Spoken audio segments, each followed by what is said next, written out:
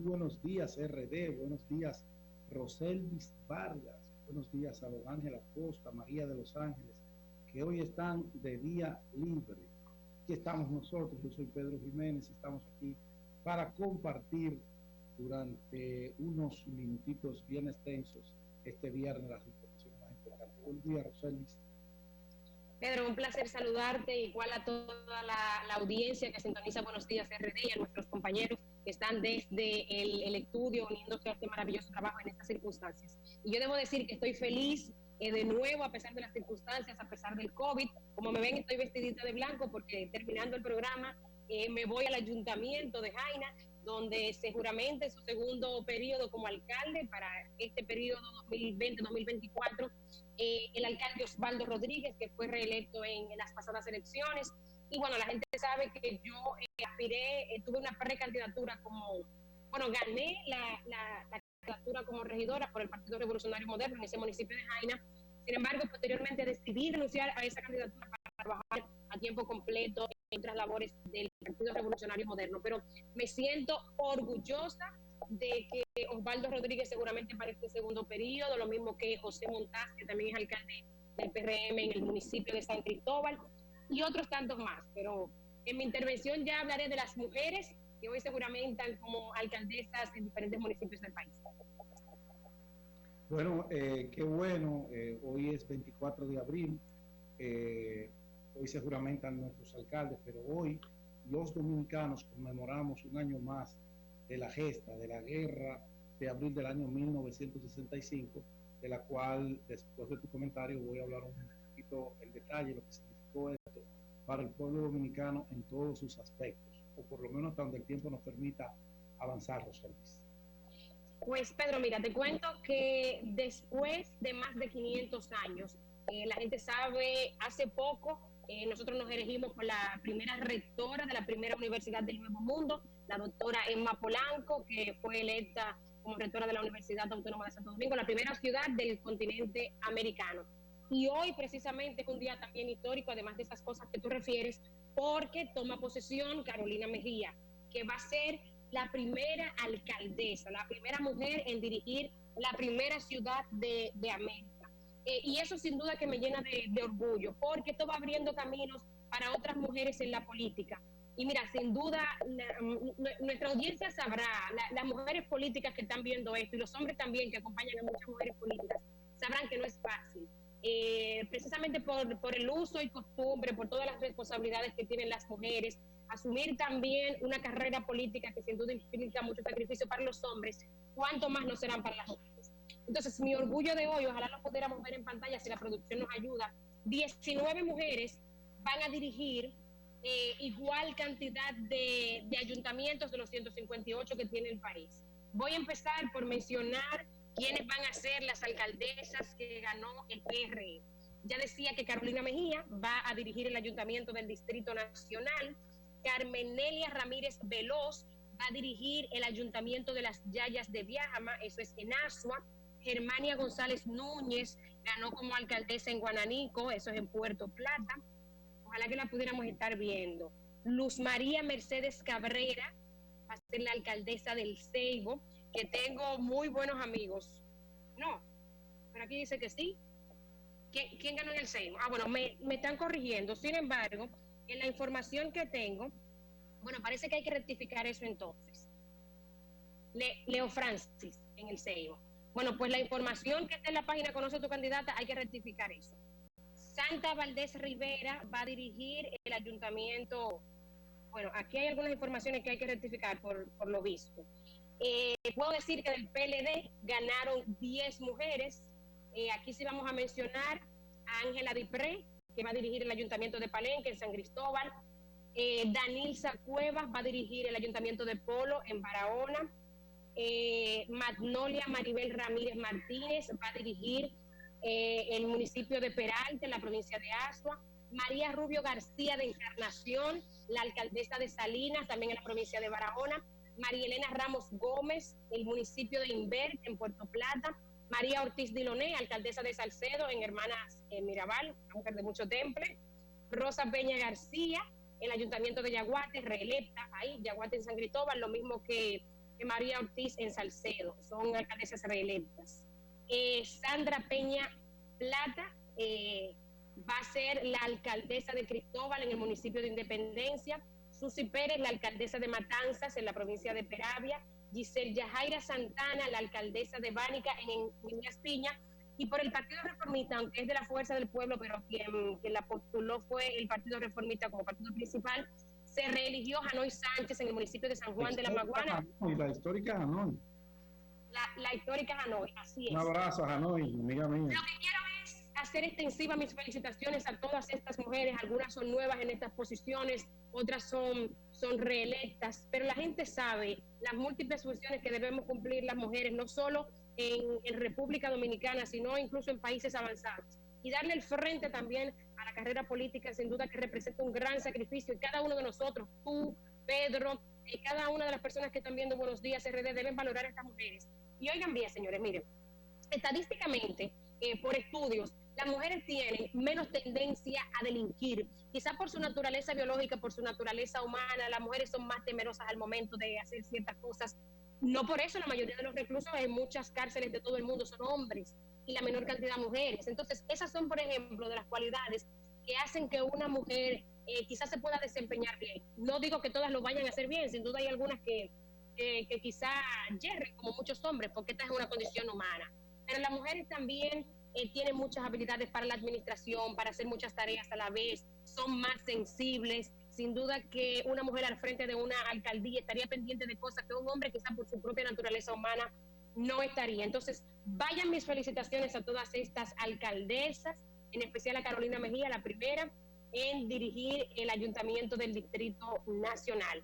Y bueno, hay que decir que de los 158 municipios, incluyendo estas mujeres, 81 alcaldes en total son del PRM, de los distritos municipales, 104 son del PRM, que la gente sabe que es el partido en el que yo milito. Sin embargo, hay muchos buenos alcaldes de otras organizaciones políticas que fueron reelectos, que les auguro éxito a todos. Pedro. Bueno, gracias, Roseli. Esa es una cronología interesante. Carolina Mejía, amiga nuestra, va a dirigir la capital dominicana, la primera de América por primera vez. De verdad que a Carolina le deseamos el mayor de los éxitos, el éxito de Carolina, sin mezquindad alguna, en este tipo de cosas uno no debe tener. Tiene la responsabilidad de una ciudad que va en franco desarrollo, que va creciendo, que tiene muchos desafíos con el tema del tránsito, con el tema de la movilidad, con el tema de la seguridad, aunque yo siempre he dicho que para los alcaldes el tema de la seguridad es un tanto quimérico, porque por más que quieran hacer, los bajos presupuestos que ellos manejan, pues no les alcanzan para poder hacerle frente a esto y terminan con una nómina prácticamente parasitaria en la policía municipal para complacer las apetencias de los partidos políticos que lo postulan. No es Carolina, no. Eso lo han hecho todos los alcaldes que hemos tenido, eso es un mal de nuestra democracia, pero bueno, lo más importante es que estos alcaldes y alcaldesas que asumen hoy lo hagan con responsabilidad y que puedan interpretar en la coyuntura que les va a tocar dirigir sus municipios, sus distritos municipales, sus juntas distritales y demás, y que el país, sus municipios, pues necesitan del concurso de ellos y que la sabiduría, la inteligencia de cada uno de ellos se ponga al servicio de la ciudadanía, que dejen de lado el tema de la politiquería, que busquen técnicos capacitados para que le acompañen, no trabajen por 4 años, trabajen para la eternidad, trabajen para que les recuerden, trabajen para que sus hijos se sientan orgullosos de que ustedes fueron funcionarios públicos, y el término funcionario público deviene de la funcionalidad, no solamente de la función que se ostenta o se detenta en un momento determinado. Mis mejores parabienes para estos hombres y mujeres, y que por favor no emulen los ejemplos de algunos alcaldes que cuando perdieron las internas en sus partidos políticos se olvidaron de que ellos habían sido electos hasta el día de hoy. Se desaparecieron y con ello desaparecieron todas las acciones que se debieron acometer en cada uno de estos municipios, dejaron a sus municipios abandonados a la inseguridad, a la insalubridad, al desorden, al caos, y quién sabe cuántas cosas ocurrieron. Yo siempre creo que si usted lo hizo bien merece el aplauso, pero si lo hizo mal merece una sanción. Vamos sin politiquería a organizar las cosas, vamos a concentrarnos en concientizar a la población de este momento que vivimos con el tema del COVID-19. La higiene, la limpieza es un elemento fundamental que nosotros los dominicanos tenemos que tener si queremos salir rápido de esta situación de encierro, de deterioro económico, de deterioro social, no social, pero sí espiritual, porque esto deteriora, estar encerrado sin usted poder movilizarse, sin poder dar un abrazo a la gente que usted quiere, sin poder desarrollar esas actividades que comúnmente hacemos, del trabajo, a las de ocio, los niños que van a la escuela, que juegan, que interactúan con sus amiguitos. Eso te va de una manera u otra ocasionando una situación un poco difícil, que los dominicanos queremos volver a la normalidad, pero queremos volver a una normalidad, Roselvis, donde no tengamos miedo de poder volver a abrazar, de poder volver a saludar y sobre todo de contagiarnos y morirnos de esta enfermedad que se llama el COVID-19, que ya ha matado millones de personas en el mundo y no se sabe cuántos más, porque todavía ningún país tiene la capacidad de hacer las pruebas necesarias y que demandan sus poblaciones.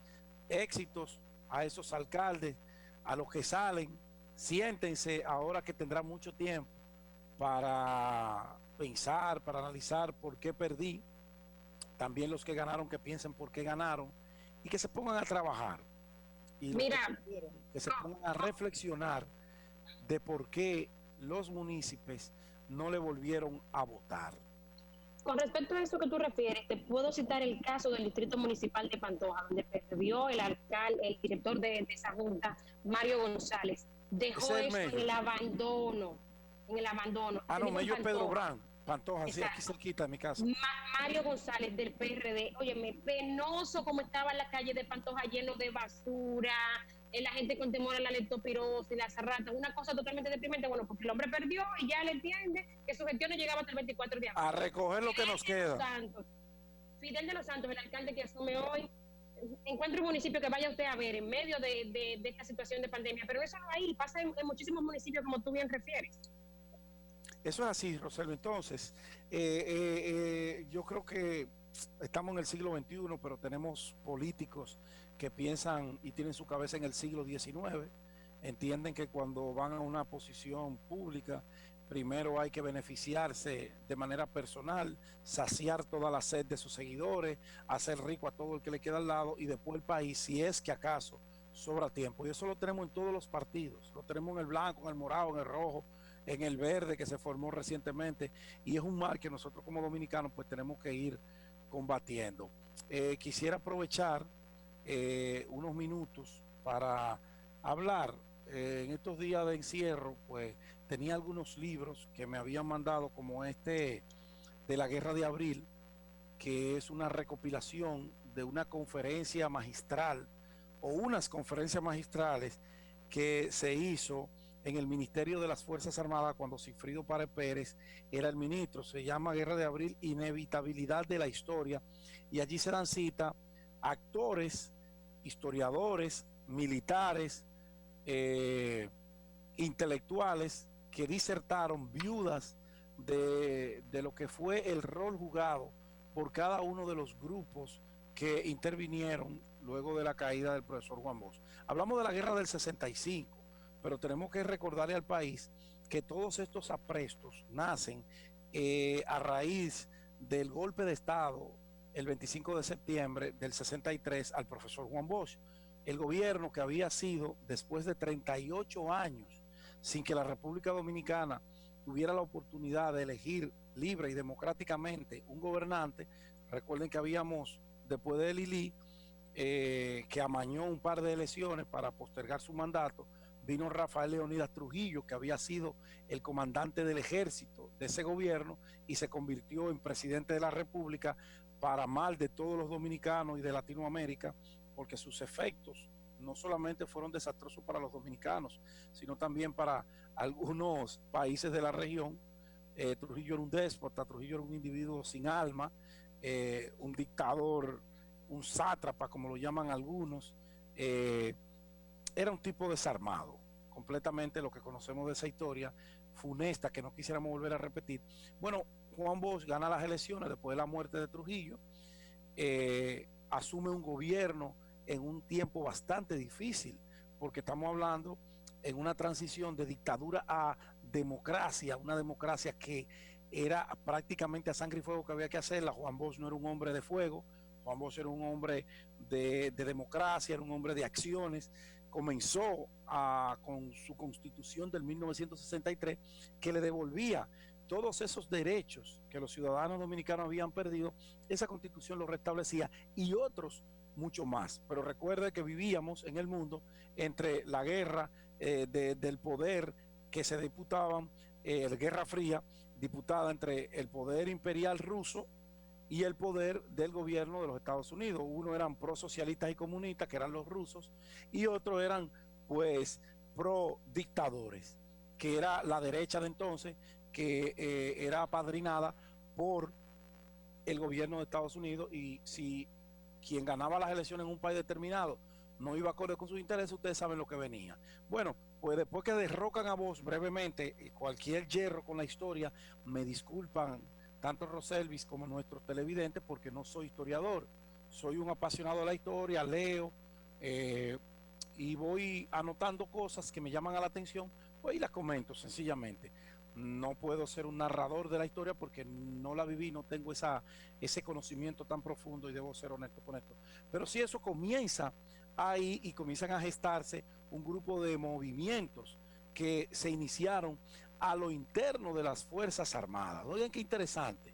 Quienes comienzan a movilizar y a gestar y a organizar el proceso de la vuelta al poder sin elecciones, así era el lema que rezaban, la vuelta a la constitucionalidad sin elecciones, porque ya habíamos tenido unas elecciones. Entonces, cuando cae el gobierno del presidente Bosch, que fue derrocado por un grupo de oficiales que se oponían, se resistían a la apertura democrática que Juan Bosch estaba planteando, que muchos dicen que era una constitución fuera de época porque era mucho más avanzada para el país que teníamos en ese momento.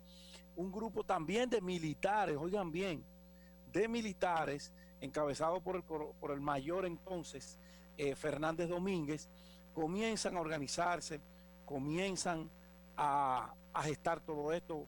El primer movimiento que se dio para tratar de reponer a Juan Bosch fue con el movimiento 14 de junio, encabezado por Manolo Tavares Justo, que hacen un levantamiento armado en las montañas de Quisqueya, como le dicen popularmente, y cae abatido. Fueron acribillados todos por esos mismos militares que derrocaron al profesor Juan Bosch. Pero este sentimiento fue creciendo, se fue desarrollando y se fueron uniendo asociaciones campesinas, militares de rango alto, de rango bajo, de rango medio, todos con el firme propósito de devolver esa constitucionalidad que habíamos perdido los dominicanos. No habían líderes políticos en el país como lo eran en ese entonces, que tenían mucho peso, el profesor Juan Bosch y el doctor Joaquín Balaguer, porque fueron enviados al exilio. Ambos estaban en Puerto Rico. Ese mismo grupo, desde aquí, tenían a un José Francisco Peña Gómez, que estaba de frente también en esas luchas constitucionales como cerebro político. Tenían también al doctor Ureña, al doctor Estrella Ureña, que era el designado y la persona en quien Juan Bosch confiaba para llevar a cabo todos esos movimientos que tendrían como fin la restitución en el poder de su gobierno y de él en persona. Ahí se dio un escenario interesantísimo, Roselio y País, y es que quienes estaban aquí gestando esto, el coronel Fernández Domínguez, que también fue enviado prácticamente al exilio porque lo mandaron a una embajada para limitar sus acciones militares dentro del país, porque conocían de sus intenciones, pero desde el exilio él también logró orquestar y dirigir todo esto con los militares que fueron depuestos de San Isidro cuando entró el gobierno del triunvirato dirigido por Don Enrique Cabral. Bueno, todo es historia, y historia es lo que estamos contando.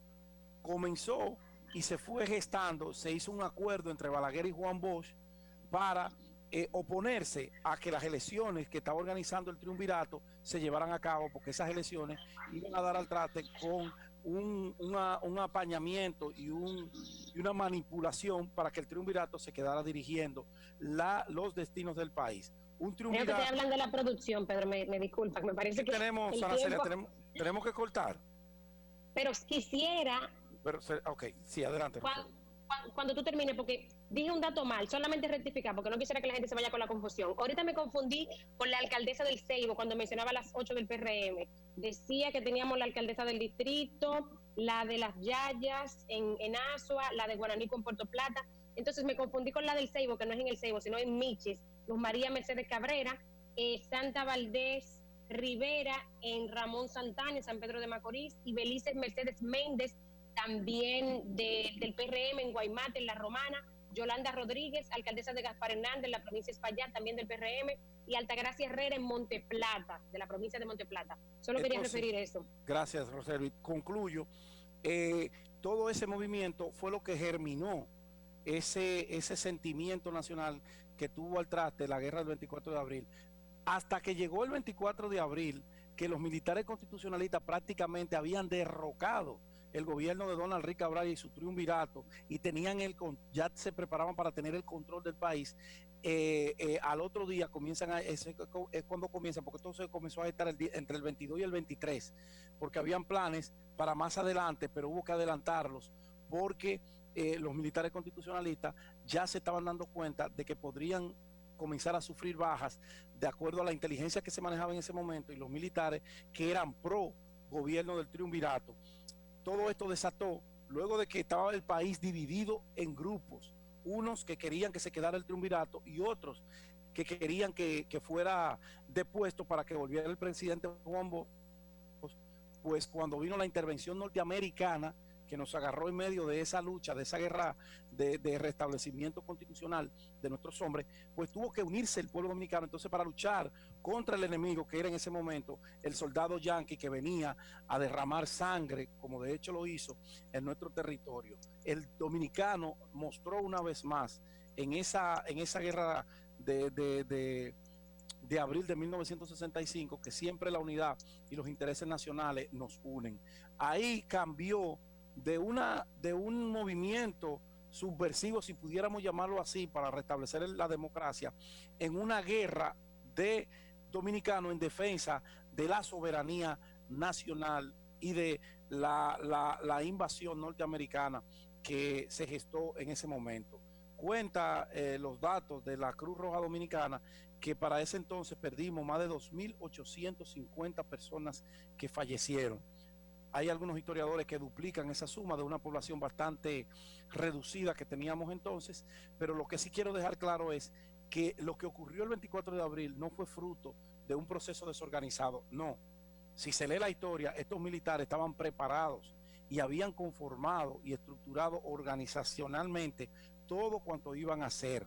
Nada se improvisó. Lo que pasa es que los gringos, cuando vieron que era una realidad la vuelta al poder de Juan Bosch, ellos veían eso como una amenaza e invadieron el país, y pues todo el mundo conoce lo que ocurrió después de allí, 1966, elecciones que fueron ganadas por el doctor Balaguer, y del 65 al 66 pues vino el gobierno de Héctor García Godoy, que fue un gobierno de transición elegido por todos los dominicanos para preparar ese escenario. 12 años de gobierno de Balaguer, que fueron muy cruentos también, pero también hay que entender que Balaguer gobernaba entre el desafío de la democracia y la lucha y la resistencia de un grupo de trujillistas que todavía pernotaban, que querían que siguiera la mano firme, la mano recia, la mano dura. Roseli, terminamos por hoy.